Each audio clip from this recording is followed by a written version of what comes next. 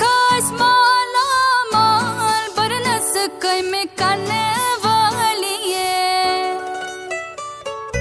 मस खास